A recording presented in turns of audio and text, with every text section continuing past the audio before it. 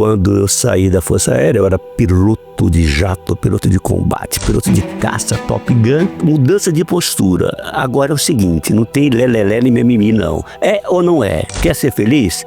Tem que parar de reclamar. Riqueza todo mundo pode ter, mas você não é você pobre, você não é próspero.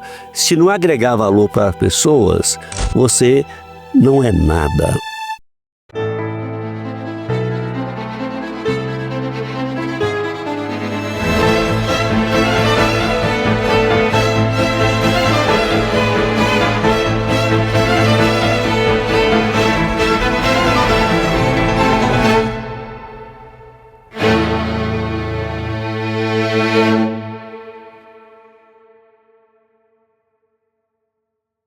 Olá, sejam muito bem-vindos a mais um EJUPcast. O EJUPcast é o podcast da EJUP, Estudos Jurídicos, Escola Jurídica, e nós estamos hoje aqui com um convidado super especial, Paulo de Paula, que é chanceler de uma das maiores universidades do Norte e Nordeste, a UNP, que fez história no estado do Rio Grande do Norte e ensinou para estudantes do Norte e do Nordeste, vários estados do país, inclusive, e nos dá a honra de estar aqui hoje conosco, conversando sobre a sua história de vida.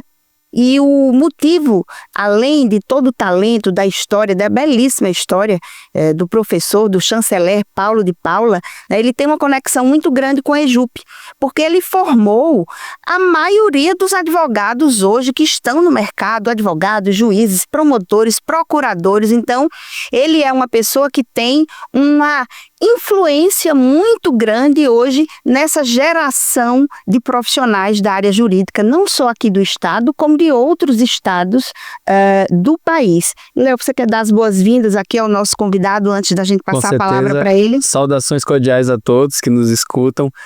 Professor Paulo, seja muito bem-vindo aqui, meu nobre amigo, à nossa casa, que é o coração da nova educação jurídica nacional, a EJUP, ao nosso podcast. Será uma satisfação conversar contigo hoje e aprender muito com o senhor. Obrigado.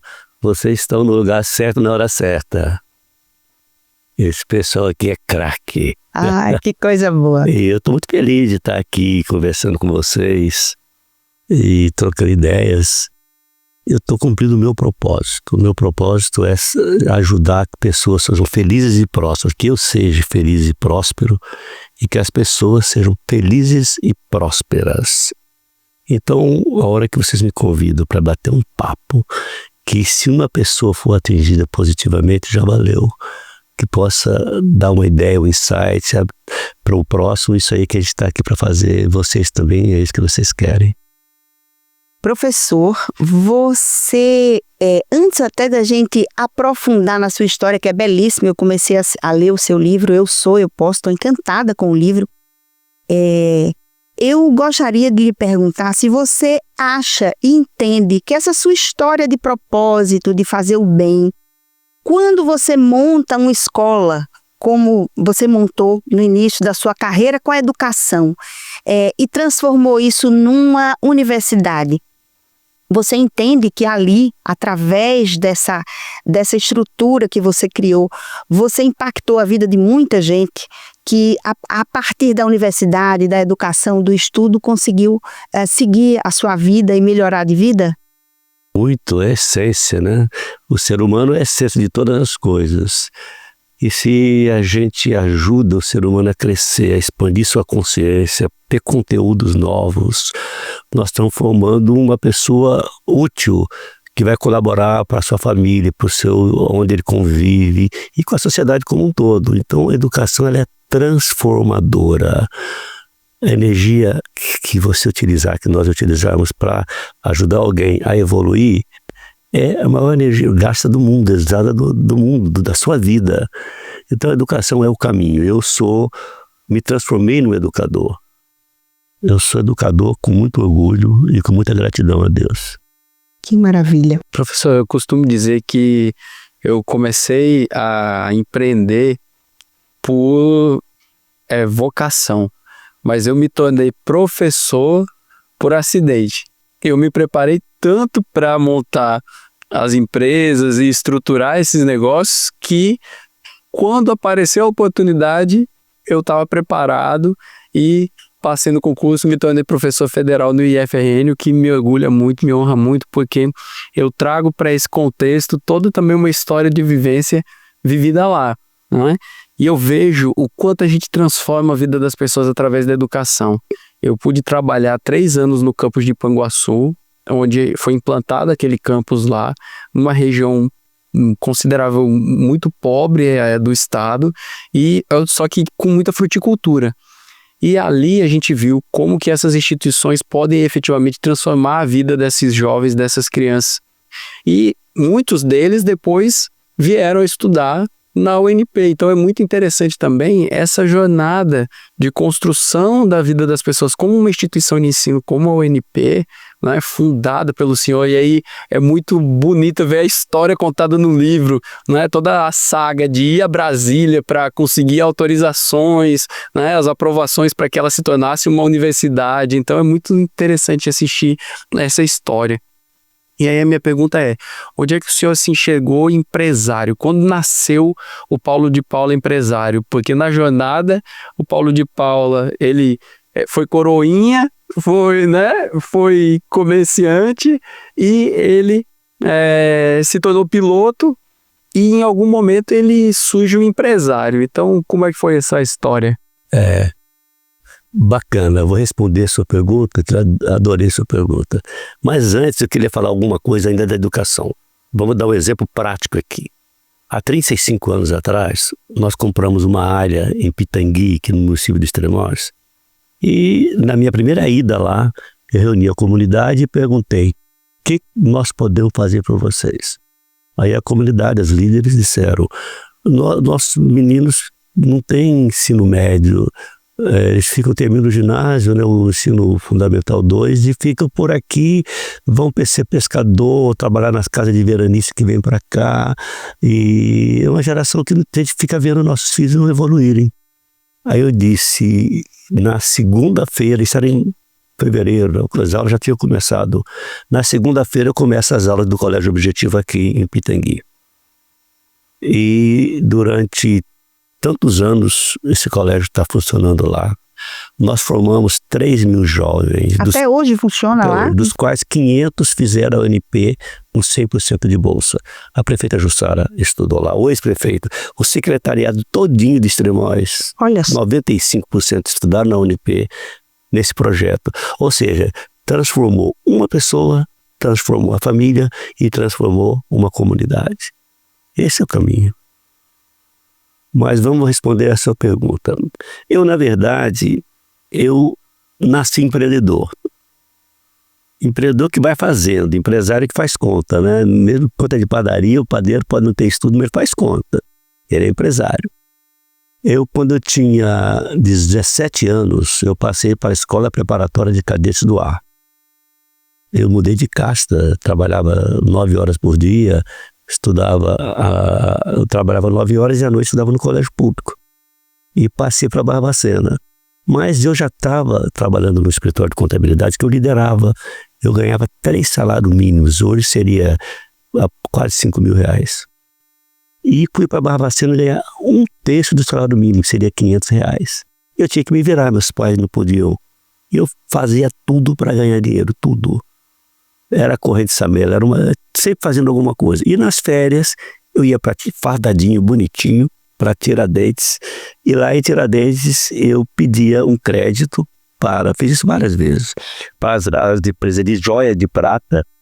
Ia lá para Oscar Freire, São Paulo, vendia joia de prata, ia lá para o Brás, comprava os casacos, até esses casacos modernos como tem hoje, todo ele costurado com uma Moncler, e vendia em Mogi das Cruzes. Eu fazia 3 operações comerciais com 18 anos, em 2 dias. Mandava pelo Banco do Brasil, lá para a empresa de Tiradentes, o que ela tinha me fornecido, dado crédito, vendendo em consignação, né? E o restante do dinheiro eu dividia metade para minha mãe, e metade eu tinha carteirinha de endereço dos cadetes do Rio de Janeiro, pegava um caminhão da Cotia, que tinha na cooperativa, que ia caminhões todo dia para o Rio de Janeiro, ia para o Rio de Janeiro de caminhão passar minhas férias. Poxa vida, então ali eu já fazia algo estruturado, como empreendendo, mas ainda não era empresário. Empresário eu via ser, quando eu saí da Força Aérea, eu era piloto de jato, piloto de combate, piloto de caça, Top Gun, e com 27 dias de casado, morreu meu ex-sogro, deixei a Força Aérea, fui assumir a empresa da família. 27 dias de casado. 27 dias de casado. E 3 dias depois soube que minha esposa estava grávida. Deixei a Força Aérea, eu era Relações Públicas do CAT, unidade grande, instrutor de jato, com 26 anos. E fui tomar conta de uma loja, na época a inflação era 70% ao mês. Nós estávamos... Eu alcancei. Acho que os meninos não, viu? Mas eu alcancei isso. Era uma loucura. No supermercado era todo dia com Todos os dias uma maquininha. Era. E quando a pessoa recebia o salário no final do mês, gastava em um dia, porque se guardasse não comprava mais nada. E nesse clima, eu assumi a empresa com 6 meses de atraso, porque era muito difícil você gerir, não tinha código de barra, não tinha computador, o controle de estoque não era feito adequadamente, e quando você começa a atrasar o pagamento das mercadorias, o fornecedor não fornece mais. Aí complica, você começa a comprar quem lhe vende. Forma, como se diz, um balaio de gato no seu estoque. Tem de tudo, tem muita coisa, mas não tem o que gira. O grupo A, que é 20% das vendas, 80% das vendas é em cima de 20% das mercadorias. É o Pareto, né? É uma regra universal. Então, lá eu aprendi, fui no balcão 2 anos com unha suja, vendendo ferro, aço, parafuso, material elétrico, para aprender, ainda não ser empresário ainda, aprender a tocar o negócio. Mas eu tive uma sorte muito grande que o Júlio Casoy, irmão do Boris Casoy, esse jornalista, tinha feito uma análise da empresa para vender. Eu nunca tinha ido na empresa, nenhuma vez. E aí a empresa ia ser vendida, teve um problema familiar na interpretação desses números, dessas coisas, e de madrugada nós resolvemos ficar com a empresa. Eu deixei a Força Aérea, fomos na casa do outro sócio, do outro parente da empresa, e tomamos a decisão. Então, eu tinha que ir para o chão de fábrica. E ali eu usei muito do meu modelo de gestão, que é a descentralização, ouvir as pessoas, e fizemos uma reformulação de dentro para fora, tudo na vida de dentro para fora. E nós fomos setor por setor, diminuindo, entendendo com consciência, a palavra consciência é fundamental, entendendo de cada grupo de mercadoria tinha 10 mil itens, de cada item de mercadoria nós fomos vendo o que girava, qual era classificando, criando um número de classificação, e depois de 2 anos fizemos um catálogo, que era Galvão Mesquita e Casalux, tem tudo e tem preço. Nós fizemos uma reengenharia, o Júlio Casoy quem nos ensinou. Então, qual é a variável determinante do comércio? O lucro é igual margem vezes giro. Se você tem uma margem muito grande, o giro pode ser menor.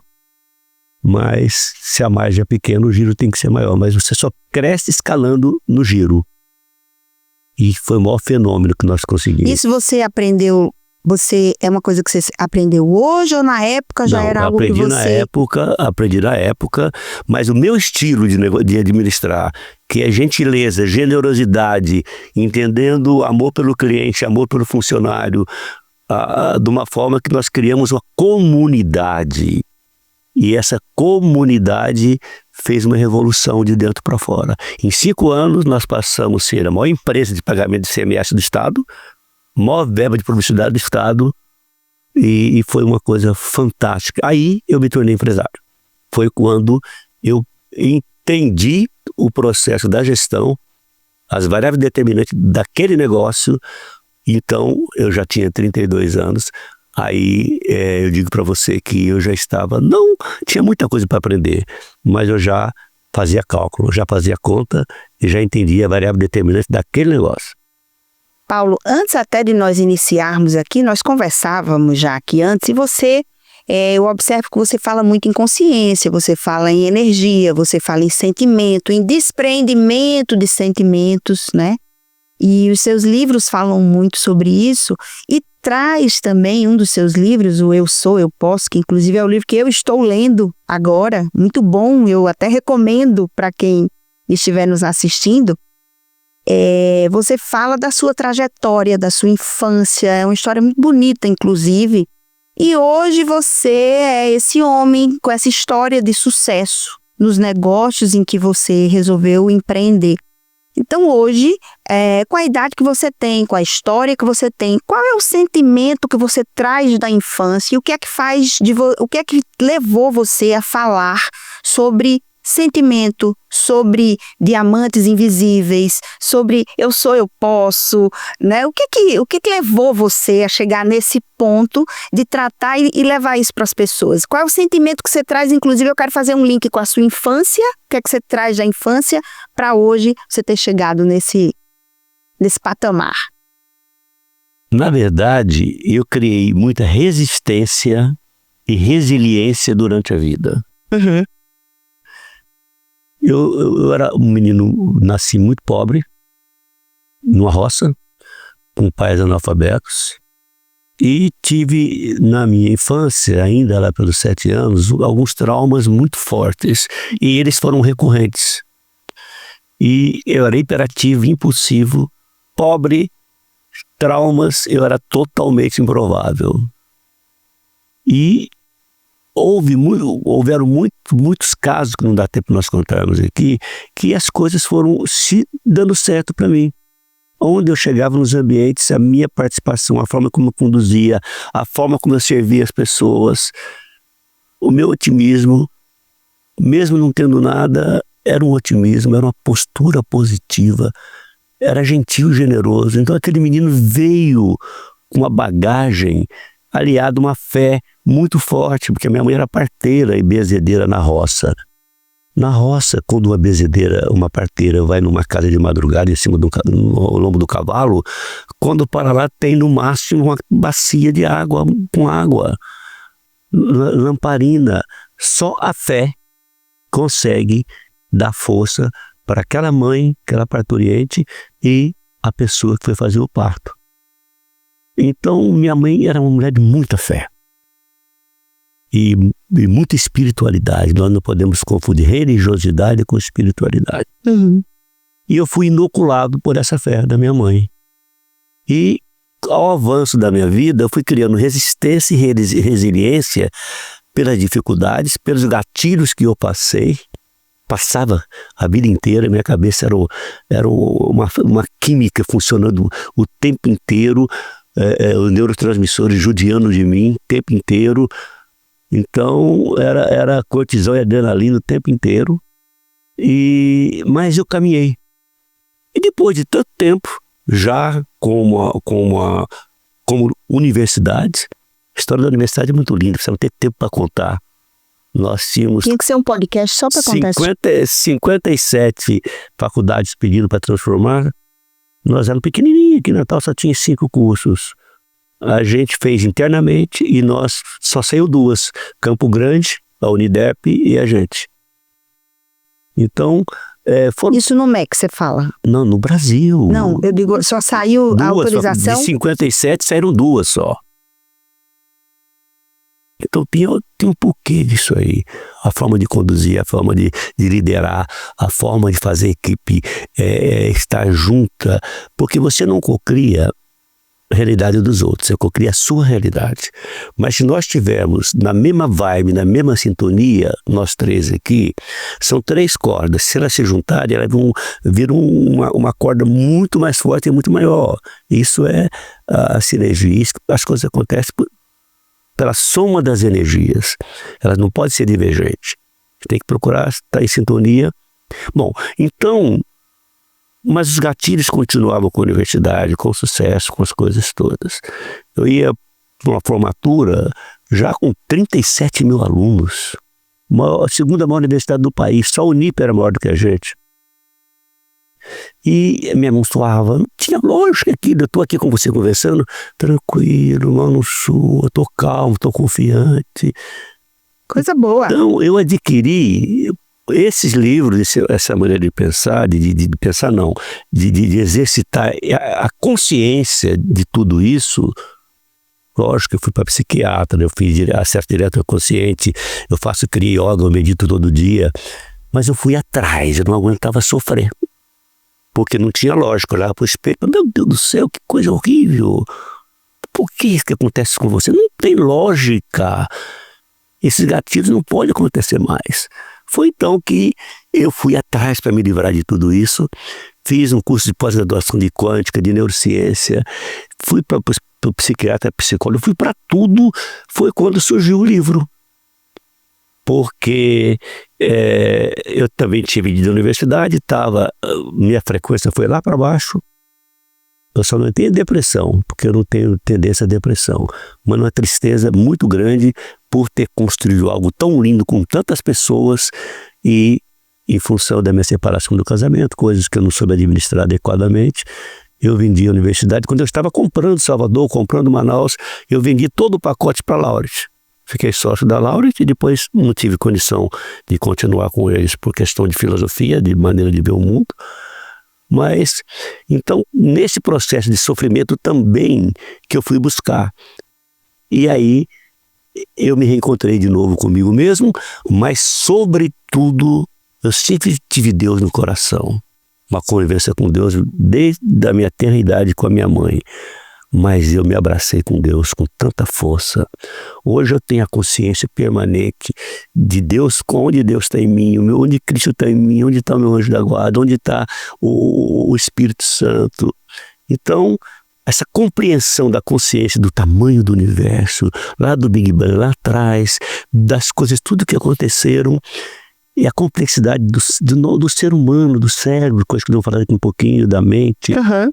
E essa complexidade toda, cada vez que você entende isso, mais você se agarra na mão de Deus. Então, eu hoje tenho a paz, eu vivo em paz. Daí eu estar fortemente entendendo qual é a minha missão. E eu estou à busca da missão o tempo inteiro. O que é missão? Quando você descobre o seu dom, treina, transforma em talento para servir o próximo. O que é propósito? É quando você entende por que você veio passar 100 anos, 80 anos aqui. E aí, também, dedicado ao próximo. Não tem felicidade, pode ter alegria.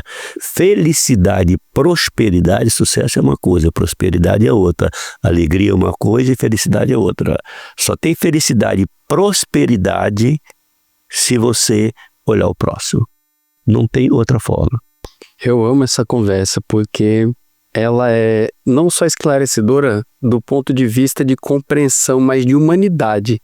E eu converso muito sobre isso com as pessoas que estão no meu redor. E uma coisa que eu enxerguei ao longo dessa jornada também, e principalmente depois que eu fui pai, e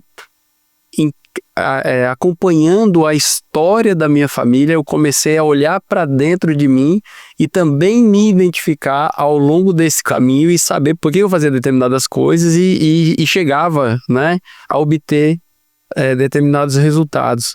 E uma das coisas que eu anotei aqui foi o quê? Coragem e determinação, né? Baseado em energia.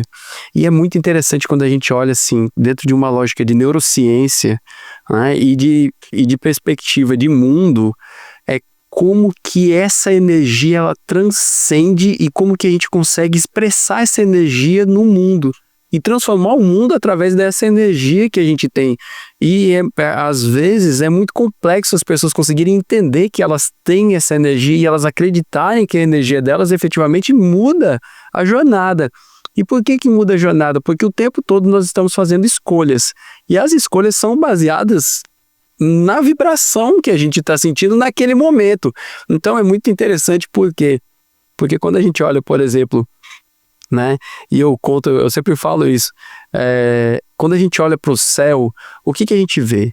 A gente vê uma jornada de várias estrelinhas. E o que são essas estrelinhas? são pontos de energia. E para mim, são pontos de energia de pessoas que realmente deixaram uma história e foram construindo. Então, se a gente olhar para o céu à noite e enxergar uma jornada de histórias, o que a gente está fazendo é uma leitura de vidas nas estrelas. E eu acredito que a gente deixa esse ponto quando a gente entra aqui nessa dimensão, e aí eu acredito que as mulheres são portais, porque é a coisa mais fantástica, uma mãe quando dá à luz, a gente chega aqui nesse mundo e se materializa enquanto energia materializada. E quando a gente sai daqui é uma nova jornada, que a gente vai para uma nova dimensão energética também, que não conhecemos para onde é que é, mas são fluxos e trocas de energia, né? Então eu passei a enxergar o mundo assim, e quando eu li, e aí eu recomendo que as pessoas leiam Eu Sou, Eu Posso e Diamantes Invisíveis. Por quê? Porque a física quântica, então. eu encontrei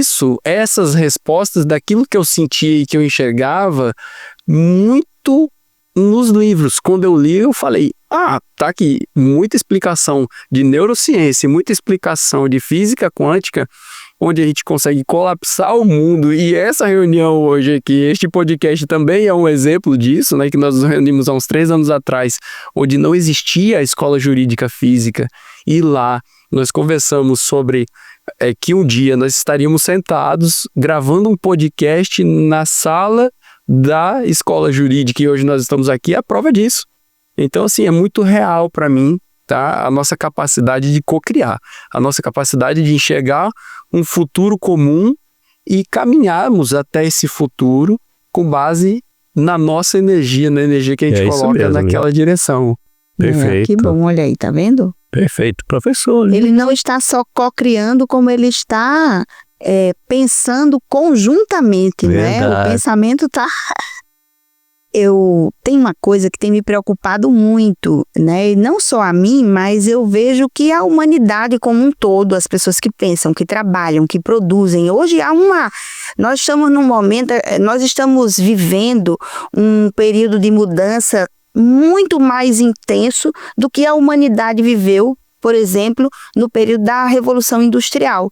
Hoje nós estamos vivendo essa revolução que Leonardo mencionou no início da nossa conversa, que nós estamos deixando de a coisa física, né, e passando para o virtual. As coisas estão se tornando muito intangíveis, e a inteligência artificial ela está começando a trabalhar por nós, fazendo muito por todos nós. Então, a previsão é que muitas das profissões elas sejam extintas, né? E as pessoas precisam se adequar a esse mundo novo que vem aí. Com a sua experiência, Paulo, com o seu otimismo, né? Você, eu repito, você tem, na área jurídica, que é o público aqui que nos assiste, eu queria saber se você pensa em algo, se você antevê o que é que pode vir para a área jurídica, o que é que... E a área jurídica é muito ligada à educação, porque, obviamente, é uma área em que nós precisamos nos atualizar o tempo todo, portanto, estudar o tempo todo. E isso vem ao encontro não só da nossa profissão, que todos nós aqui somos da área jurídica, e junto com a escola, com a EJUP, o que é que você vê para esse futuro que sai do mundo físico e vai para o mundo virtual, quase intangível? Como é que essas pessoas, essa mudança que está vindo aí para o mundo, o que é que você diria para as pessoas que estão nos ouvindo sobre isso? Não é futuro, é presente. É verdade. Tem impactos, a gente analisando de novo com consciência do processo, tem impactos muito fortes, mas muito, muito, muito fortes. Porque imagine a quantidade de advogados que estão sendo formados todo ano no Brasil inteiro, em que você tinha um escritório com 20 estagiários que iam pesquisar determinado assunto para fazer uma petição para determinado julgador. Iria pegar a jurisprudência, todo nacional, como aquele julgador julgou coisas semelhantes. Hoje você fazer a pergunta certa, o segredo é fazer a pergunta certa. E tem um prompt para isso, que você prepara a pergunta e aí a resposta vem muito bem. Tem que observar também a resposta, porque ainda estamos incipiente na IA, mas com essa incipiência já tem essa transformação toda. Então eu faço em 5 minutos uma petição para o juiz ou ministro tal, sobre tal assunto, já faço a petição levando em consideração toda a jurisprudência nacional, toda a consistência jurídica e como ele julgou em casos semelhantes. Só que aí vem um X da questão. A IA jamais vai entrar na consciência do juiz, na forma de julgar, da ética do juiz, do humanismo do juiz, da forma de interpretar, da experiência do ser humano que está sendo julgado. Então, essa é a nossa salvação. Mas para isso que nós precisamos o quê? Formar crianças, jovens e adultos com consciência. Como é que se muda? Primeiro você tem um ato isolado, vira um ato repetido vira um hábito. Hábito repetido vira costume. Costume repetido vira cultura. Então, antigamente era 200, 300, 400, 500, 1000 anos para as coisas acontecerem. Agora, cada geração é 10 anos e já vem com outra, não é outro costume. Não é tão assim que você possa mensurar 100%, mas, digamos, numa média, é mudança de cultura em 10 anos. E como é que você forma essa juventude nova? Como é que você vai trazer a cultura? Por que o japonês tem uma cultura, ele está de questão de passar para os seus filhos, para os seus netos, seus bisnetos? Sustenta uma sociedade, sustenta procedimentos, valores. Sim. Então, com essa mudança de cultura e de procedimento de comportamento, o jovem não tem mais paciência, ele quer tudo imediato, não respeita pai e mãe, não respeita professor. E também ele recebe uma chuva diária de informações controladas por algoritmos, por tantas coisas, que o pai e a mãe que estão trabalhando não estão conseguindo acompanhar. Então, essa preocupação da formação desde da criancinha, com 2, 3 anos assistindo televisão, Chiquitita, não sei o quê, que é uma coisa que ensina rebeldia, ensina tantas coisas, ao que ele vê no iPad ou no celular, que é uma chuva de informação. Não é nem chuva, é uma tempestade. Uma tempestade de informação. Inundação. Então, sem expansão da consciência, nós vamos nos perder a humanidade. Porque as maiores empresas do mundo não produzem um copo, é tudo digital. Vê aí as 10 empresas maiores do mundo, mais valiosas do mundo. Esse é o caminho. Então, eu peguei toda a história, eu tive essa oportunidade de pegar toda a história, desde o telex, fax, computador, os mainframes, depois o micro, aí veio a internet, pegamos todas essas fases. Você é mais jovem, não pegou todas, mas eu peguei todas essas fases. Peguei do fax. E estamos pegando a IA agora, que ela é exponencial em relação às outras anteriores. Então, nós não temos controle. O tal da matemática, dos algoritmos, ela influencia. Antigamente era personal computer. Hoje é personal, o cliente personal. Você tem que saber, a IA descobre qual é o comportamento, qual é a expectativa de compra e passa a influir no nosso dia a dia. Nós estamos a reboque da tecnologia. Ok? Eu costumo dizer que a gente está vivendo não é só uma mudança de geração, porque nós vivemos mudanças intergeracionais. A aceleração desse processo foi tão grande que hoje, e com a chegada da IA, efetivamente nós estamos vivendo uma mudança de era. É uma nova era da humanidade em que a gente vai precisar entender que a máquina realiza muito daquilo que a gente estava habituado a fazer repetidamente, e essa IA vai nos liberar para sermos mais humanos. Por isso a consciência é tão importante, porque nessa perspectiva de sermos mais humanos é o que vai nos permitir ter mais tempo para atendimento, um atendimento de mais qualidade. Por quê? Porque os trabalhos repetitivos são aqueles trabalhos que a máquina mesmo já repete. A própria IA, ela consegue acelerar a entrega. Quando ela acelera a entrega, ela permite para o ser humano fazer o quê? Ter mais tempo para o atendimento. Então, com consciência, a gente consegue entregar muito mais, com mais qualidade. E eu acredito muito que a IA, ela venha nessa perspectiva de possibilitar uma entrega mais qualificada, mas com mais humanidade no processo, desde que seja bem utilizada. Mas Léo, aí tem um problema, é o descolamento do tempo. A velocidade com que as modificações tecnológicas, e aí é disruptiva totalmente. Nós não conseguimos substituir esses empregos que vão ter que alguém dar Bolsa Família para todo mundo, porque o governo, as empresas, porque não dá tempo de preparar, transformar essa mão de obra para esse lado humano todo.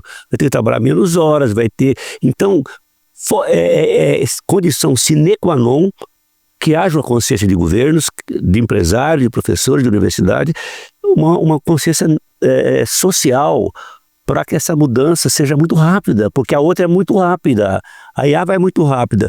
Então vai virar aqui uma balbúrdia nesse processo aqui. Perfeito. Então não dá tempo, esse é o problema. O Elon Musk chama de inúteis funcionais.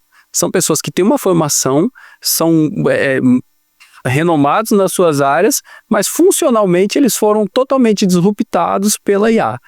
E é muito real isso, por isso que a orientação é: usem a IA, é a lógica da máquina de datilografia. Quem não migrou para o computador só sabia usar a máquina de datilografia, acabou perdendo espaço. Então é a mesma lógica do uso da IA. Usem, essa é a minha recomendação, usem as ferramentas, busquem entender o que é um prompt, busquem entender o que são agentes de IA, como que esses agentes de IA se conectam para entregar melhores procedimentos dentro daquilo que é a tua expertise. Conhecendo esses mecanismos, aí passa a ter funcionalidade dentro da lógica de utilização da inteligência artificial. Tem que mudar muito rápido. Muito rápido. Agora, tem uma vantagem que o acesso, por exemplo, a um Windows era mais difícil. Mas o acesso à IA é muito fácil. É muito fácil, ele é dialética. Você entra muito rápido, muito fácil. Que existe uma preocupação, um medo de entrar. Eu sou ligado a um trabalho com educação na área digital, então tanto no sentido do empresário entender que ele tem que enfrentar, por exemplo, o marketplace, a venda online, ele tem que ir para tráfego pago, ele tem que investir nisso, ele tem que se readequar ao negócio dele, porque senão ele vai quebrar, ou vai vender, ou vai abrir a sucessão. Porque ele não tem outra solução. Porque é muito rápido como as coisas acontecem. Na sua casa hoje, você já lhe oferece aquilo que ele já sabe que você quer. Se você for qualquer dessas grandes lojas aqui de material de construção, que estão várias aqui em Natal, se você comprar online é 10% mais barato. Ou seja, se eu tenho meu pequeno comércio de material de construção, como é que eu vou enfrentar? Eu tenho que ir para cima também, eu tenho que dar mais serviço, tenho que fazer entrega, tenho que dar mais acolhimento dentro da loja, eu tenho que mudar o processo, além de vender online também. E outras coisas, dentro da minha linha de produto, algumas eu vou ter que sair, porque eu não fiquei mais competitivo naquela linha, eu procuro uma outra que precisa de serviço agregado. Tem que mudar o modelo de negócio. Mudar o modelo. E você sabe que eu penso que existem dois grandes desafios aí nessa mudança toda. Primeiro, é com relação àquelas pessoas que não vão se adaptar à inteligência artificial. Não vão se adaptar, seja porque eles não têm qualificação para uma atividade que não venha a ser substituída pela IA, ou por qualquer outro motivo que essa atividade acabe sendo substituída pela IA, e essa grande população vai precisar desse salário mensal do governo. Isso é um grande desafio que a humanidade precisa pensar, os governos, os países, as nações. E aí eu acho que há um outro desafio que é para quem manuseia a IA, para quem utiliza a IA, são os limites de manuseio da inteligência artificial. E aí há uma preocupação, que obviamente não é só minha, é mundial também, é sobre como normatizar a utilização dessa IA. É sobre ética, é sobre limites, é sobre compliance, né? É sobre como e até onde você vai poder utilizar a inteligência artificial. Porque as previsões é de que ela vai se tornar tão poderosa que nós teremos dificuldade de controlá-la. Então, até onde nós vamos poder permitir e se vai ser possível se permitir que haja esse limite. E aí ontem, coincidentemente, eu lia uma matéria que falava que a gente pensa que apenas as pessoas mais simples vão ser substituídas pela IA, que são aquelas atividades repetitivas, mas que a classe média não sabe, mas a classe média vai ser extremamente atingida pela inteligência artificial também. Diria até que mais, porque as profissões intelectuais, a IA consegue fazer a leitura dos textos que fundamentam essas profissões. Então, a lógica é muito mais difícil eu construir um hardware nessa perspectiva, um robô que realiza aquela tarefa, do que efetivamente eu pedir para ele, por exemplo, fazer uma petição e buscar nos bancos de dados. Então, as profissões que utilizam a intelectualidade como ferramenta, elas vão ser extremamente impactadas. Por isso que é importante entender a IA como ferramenta e não como solução. Se a gente entender a IA como ferramenta, aí sim a gente consegue utilizar profissionalmente a ferramenta para entregar melhor. Esse é o profissional que vai conseguir surfar bem na IA. Sendo até um pouco mal educada e interrompendo, fazendo um link com o que nós estamos conversando, que é sobre sentimento, energia, a humanidade vai estar tão desguarnecida, eu acredito que tão carente em todos os aspectos, que eu penso que livros como Eu Sou, Eu Posso, livros especialmente como Diamantes Invisíveis, e aí eu queria lhe perguntar, serão extremamente importantes, porque essa disrupção vai mexer muito com a humanidade. Eu acho que vai trazer muita solidão, muita falta de propósito, que você mencionava aqui, Paulo. E aí, no começo da nossa conversa, você falava sobre os diamantes invisíveis. Eu queria que você dissesse aqui para o nosso ouvinte primeiro, o que são os diamantes invisíveis e como esses diamantes invisíveis vão poder conviver, né? Ou se eles vão poder ajudar esse mundo e essa transformação que nós estamos vivenciando já. É muito boa a pergunta. Na verdade, o que vai acontecer com essa compreensão, com essa consciência, é mais paz da pessoa, mais controle de si mesmo, sair do banco de trás e tomar o banco da frente, a direção da sua vida, quando ele entende como é que ele funciona. Então, os sentimentos são a base para tudo. O pensamento é secundário, o sentimento é primário. Você está com raiva de alguém. Se você perdoa verdadeiramente aquela pessoa, não vai mais dar gatilho em você de noite na cama dentro do avião. Não vem mais aquele pensamento. Você elimina uma conexão neural inteira. O nosso cérebro é plástico. Se você repete uma coisa positiva, você substitui a negativa como um chip, como matéria. Não é como intangível. É um pedaço de carne, é uma coisa dentro de você. Não é o cérebro que comanda, nós comandamos o cérebro. O cérebro não sabe a diferença da imaginação e da realidade. Se você lembra uma coisa ruim, ele pensa que está acontecendo de novo. Adrenalina e cortisol. Se ele tem um momento de paz, olha para o seu filho, para sua mãe, ajuda uma pessoa, dopamina, endorfina, serotonina e ocitocina. Ou seja, o quarteto da felicidade. É 24 horas o nosso cérebro, é química pura. O que você pensa vem do seu sentimento. Pensou coisa boa, dopamina, endorfina, serotonina, ocitocina. Aquela sensação, ai, que delícia, aquela coisa gostosa, né? Quando você está com um amigo, que você gosta de verdade daquele amigo, não precisa nem conversar, só tá junto já, aquela sensação agradável, tá olhando o mar, tá jantando com a família, tá, sobretudo, fazendo alguma coisa pelo próximo, essa sensação. Quando você é grato, a gratidão é a mãe de todas as virtudes, a gratidão é a base, é a pedra angular de todos os sentimentos. Então, para dentro, química. Só que esse assunto do cérebro não saber a diferença da imaginação e da realidade, o nosso inconsciente pega, domina, os gatilhos dominam a gente. Aí o cérebro quer dominar o tempo inteiro. Agora, ao mesmo tempo, cria uma ação física. Todo pensamento, ele é eletromagnético. Ele sai onda, bate naquilo que você pensou, vira partícula e retornam para você.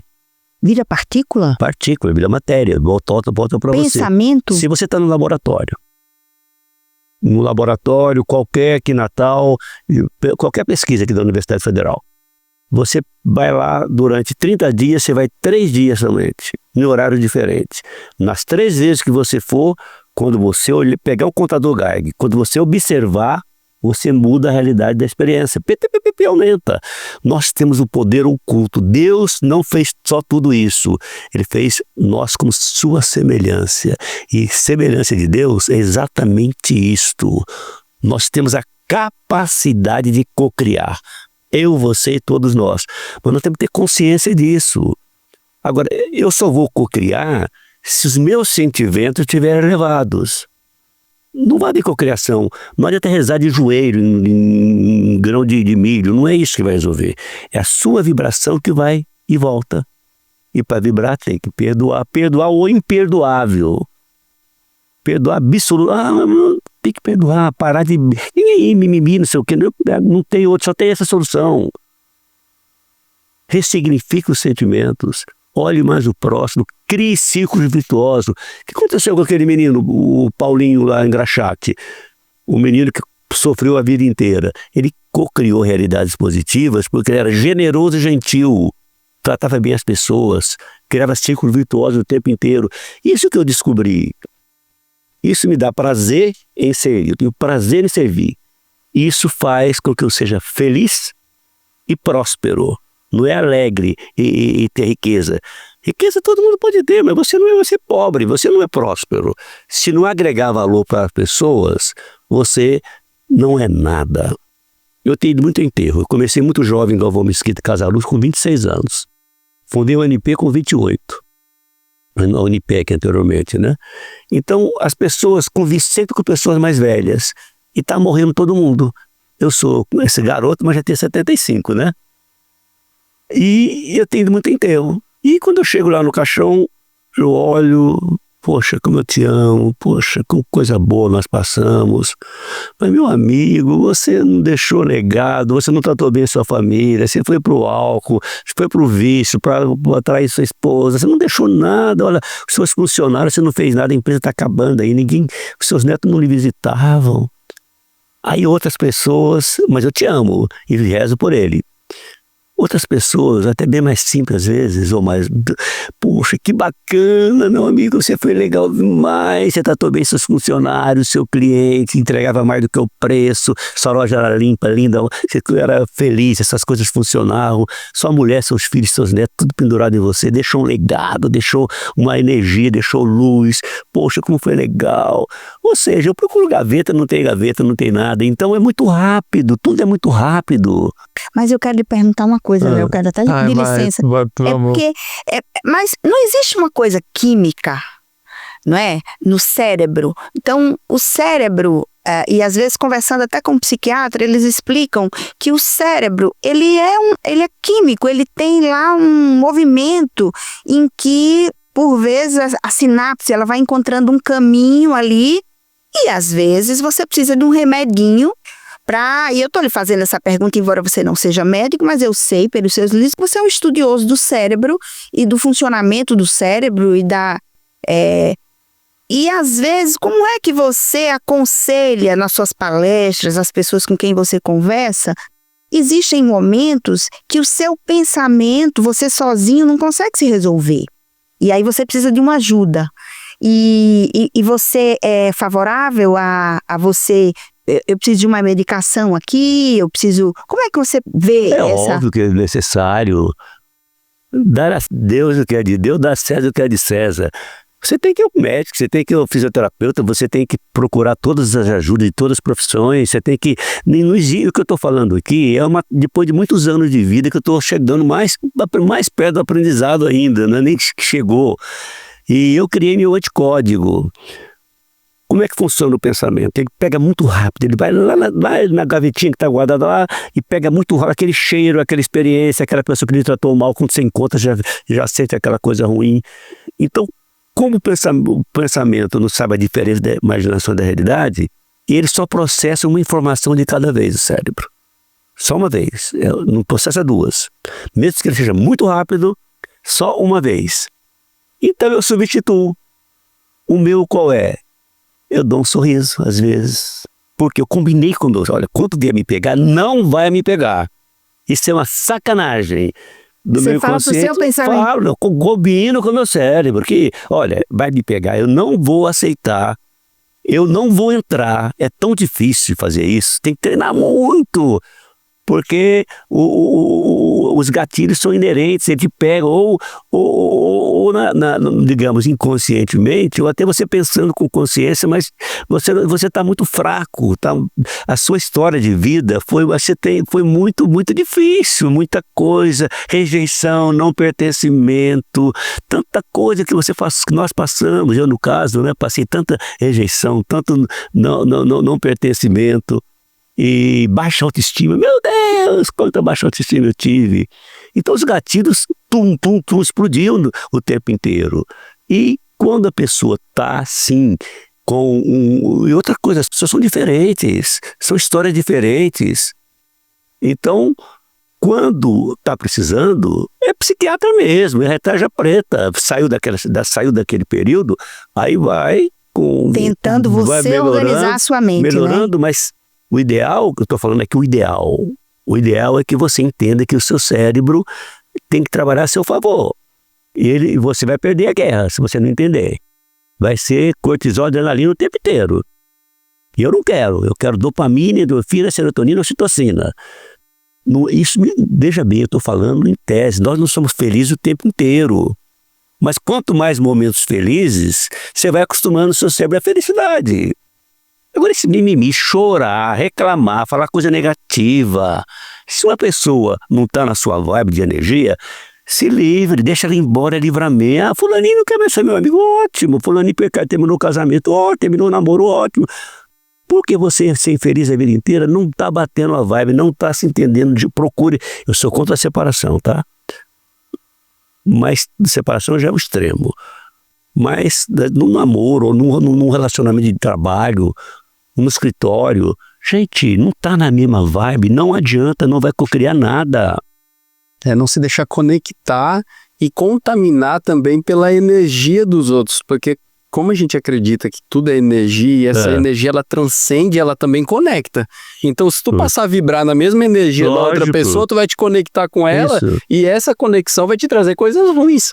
Então efetivamente agora, modelar a tua energia para evitar que a energia dos outros... Não tem aquelas pessoas que a gente chega e se arrepia. Nossa, você chegou no ambiente... tem mas aquela pessoa tudo que energia. São sincronismos que te contamina. Sincronismos energéticos, não tem coincidência. Então, agora reclamar, se você é grato, Deus manda mais. Pô, tá grato, esse gostou, dou mais. Reclamou, tá reclamando 2 vezes, vou dar o que não tá bom. Tem gente que tá mamando e miando, igual gato. Tá com tudo na mão, mas tem a mania, o hábito de falar negativo, falar de doença, falar de coisa negativa. Ligar jornal do crime, reclamar do trânsito. Se o cara bater no meio do trânsito, eu saio e dou um abraço nele, fico amigo, mesmo que ele esteja errado. Então, mudança de postura. Agora é o seguinte, não tem lelelé nem mimimi, não. É ou não é? Quer ser feliz? Tem que parar de reclamar. Tem que buscar boa companhia. Tem que elogiar, ser gentil, generoso com as pessoas. Tem que se doar. Tem que se perdoar. Tem que ir pro lado bom da coisa. O egoísmo é a pior coisa do mundo. O que Cristo veio fazer? No Velho Testamento, vai vir o Messias. Todo mundo esperando pelo Messias, já previa que o Messias viria. Esperava o quê? O Nabucodonosor, Alexandre o Grande, um guerreiro qualquer que fosse brigado. Não estou dizendo que está certo, que está errado. Um grande guerreiro. Aí veio o Cristo. Peraí, pessoal, que vocês aprenderam até agora o que aqui? Amar a Deus sobre todas as coisas? Legal, vírgula. E ao próximo como a ti mesmo. Isso mudou tudo. Ele veio dizer que o egoísmo não era bom e que o altruísmo não era bom, que o perdão era bom. Mandou perdoar quantas vezes? A humildade. Então, se você vê o Sermão da Montanha, vê as parábolas, vê toda a história de Cristo, é muito lindo, é muito perfeito, é muito bacana. Não é só os milagres que ele fez, não. A mensagem que ele deixou. Então, Cristo separou Antigamente você tinha que fazer sacrifícios de cordeiro, de boi, para poder agradar a Deus. A partir de Cristo, acabou o sacrifício. Você não tem mais que ir ao templo para rezar. Deus está dentro de você. Essa é a grande mensagem de Cristo. Está tudo do nosso lado. Olha que coisa linda. Olha a lua em torno da Terra. Olha o sol. A Terra cada ano dando volta em cima do sol. Tudo equilibrado, tudo bacana. Vamos ser gratos, vamos parar de frescura, de reclamar, de ficar tititi. Elogia o filho, elogia o marido, põe a pessoa para cima. Você só resgata uma pessoa com um lado positivo, não é com coisa negativa. O professor só resgata um aluno, vê a qualidade, a matéria que ele estuda bem, traz naquele que ele é bom, depois ele vem com tudo. Paulo, eu vou lhe dizer uma coisa, nós estamos ao final aqui do nosso podcast, mas eu queria lhe dizer que nós conversaríamos por mais 1, 2 horas, porque, não é, Léo? Muito bom, é muito bom. Porque, inclusive, a gente tinha muitas outras perguntas aqui para lhe fazer, mas eu queria muito... nós temos 5 minutos, Léo, a gente precisa, infelizmente, a gente precisa concluir. Eu vou deixar você fazer uma última perguntinha, você tem 30 segundos para fazer a última pergunta ou algum comentário. Agradecer, professor. Não é nem ampliar essa frente de perguntas, porque existe muita coisa entre o céu e a terra, né? E a física quântica e a neurociência, elas nos apontam caminhos, né? Mas viver isso na realidade, né? Entender isso e trazer isso para que as pessoas que estão nos assistindo possam buscar informações e entender que o ser humano é um ser divino, é um ser que efetivamente ele expressa energia. É semelhança de Deus mesmo. Então é acreditar nisso, entender que a pessoa ela tem total capacidade de mudar a vida dela a qualquer momento. Por quê? Porque é o exercício da vida dela sobre a soberania que Deus deu para ela sobre isso. Então, a qualquer momento ela pode decidir para onde ela quer ir.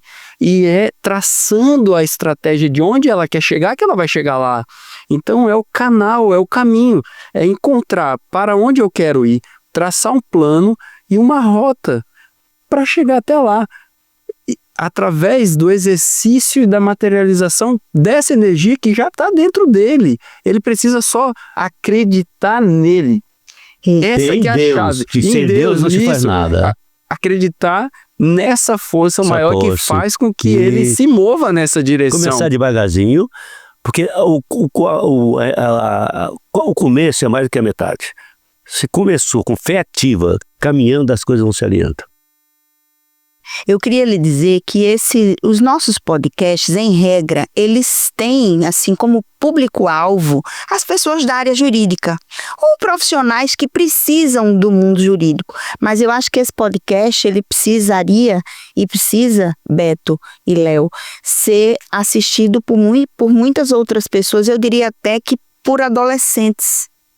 Porque você falou em tanta coisa, em gatilhos, em a mente às vezes conturbada, e hoje eu acho até que você deveria falar mais para adolescentes também, né? Porque hoje esse mundo que você mencionou, de muitos estímulos, muito ruído, muita informação, os adolescentes estão muito atingidos por isso, as mentes, os cérebros e o coração também, que isso termina afetando o coração e a alegria, a felicidade deles, né?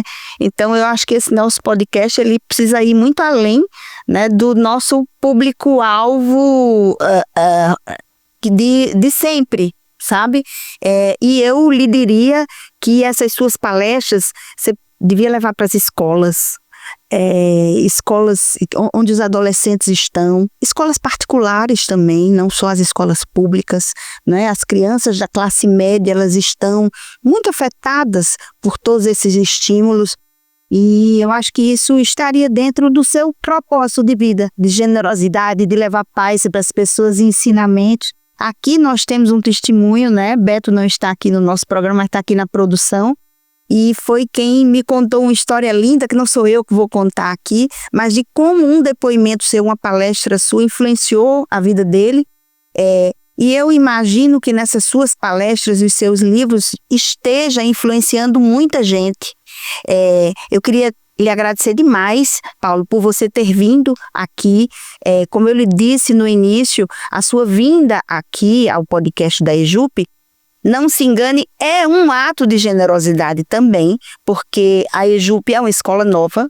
E como uma escola nova, alguém como você, que embora seja alguém que tem esse coração bonito, essa coisa, né? Dizer, eu sou uma pessoa simples, eu sei que você é por dentro do coração, mas você é um empresário, alguém que tem uma história de vida que é uma história importante. Fundador da UNP. Fundador de uma das grandes universidades do estado aqui, que formou, como eu disse no início, profissionais de inúmeras áreas, não só da área jurídica, mas de administração, de contabilidade, de economia, né? E hoje é uma universidade que forma até medicina.